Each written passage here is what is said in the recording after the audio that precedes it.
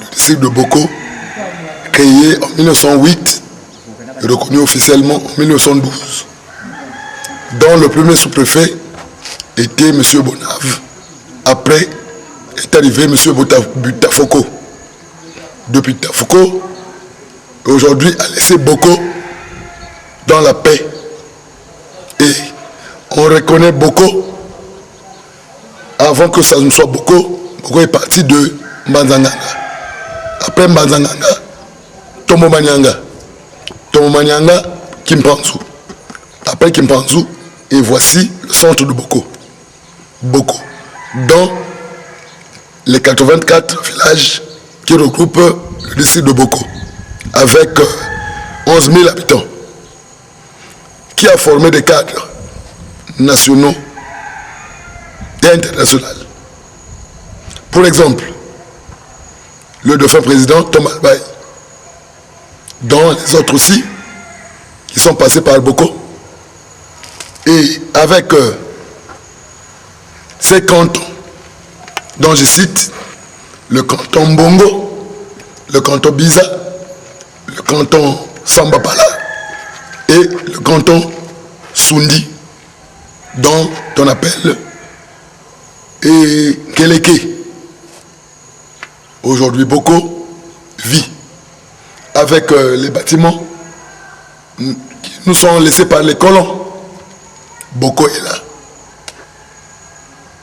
On se souvient de nos ancêtres blancs qui nous ont laissé un arbre fruitier dont on appelle Liti, planté par M.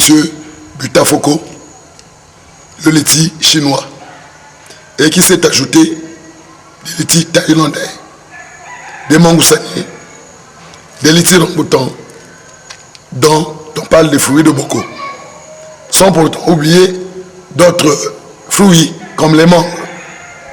On a plusieurs variétés de cueillites, des palmères, des dicinaras, des rubis, de quintes, des améliorés de Cameroun, dont les avocatiers de Boko aussi, qu'on appelle Lula ou Marmande, et une terre des agriculteurs.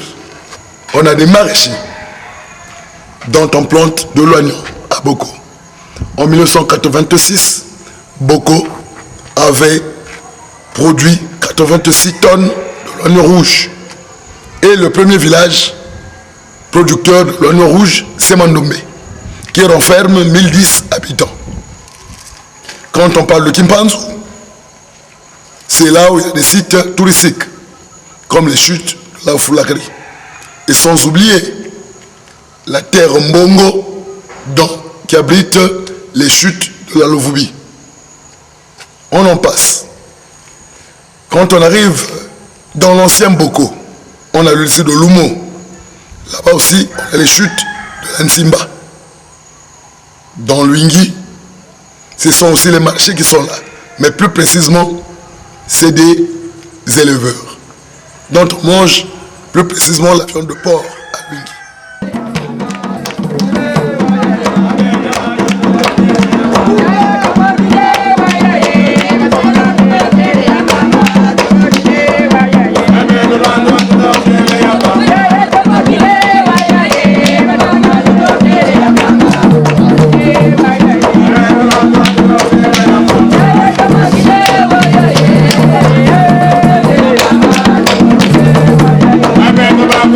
Yeah.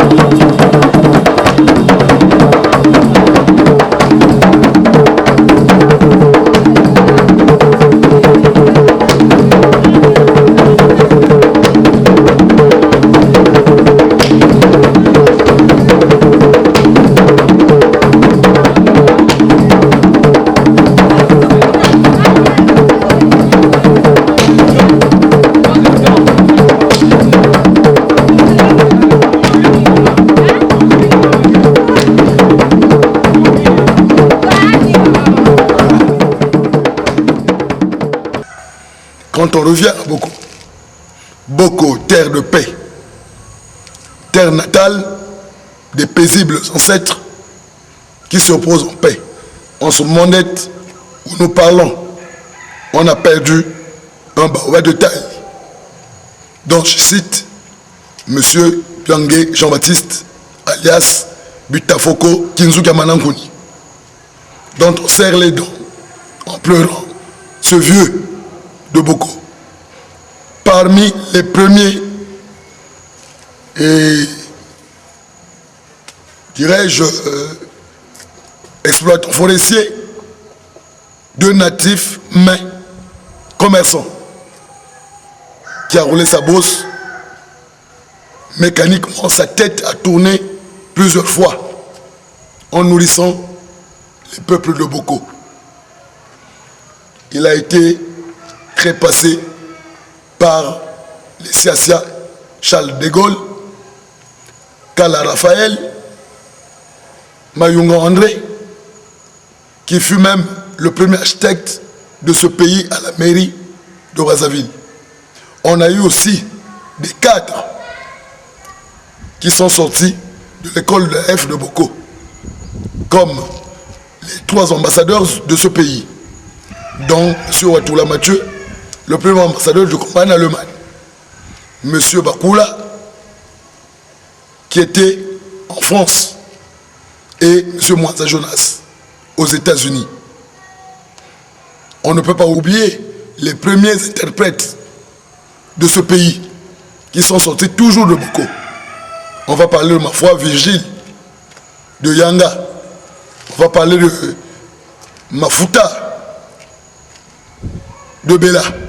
On doit parler de Ngoma Nzembo, de Paris, dont forme l'histoire de Boko. Et Boko aussi a eu un président de la République, dont on cite Alphonse Massamba-Deba, et qui a formé plusieurs cadres dans les Lissouba, dans les Ngolo Damas, dans les Yombi. Tout ça, c'est Boko. Et en matière de maraîchage, plusieurs marchés sont dans la localité, mais manque d'appui maraîchère. Il nous manque des produits phytosanitaires, des semences. À Boko, les choux, le poivron, la tomate et autres cultures maraîchères poussent correctement. Boko a un climat comme le climat de Nice. Et aujourd'hui, c'est un village...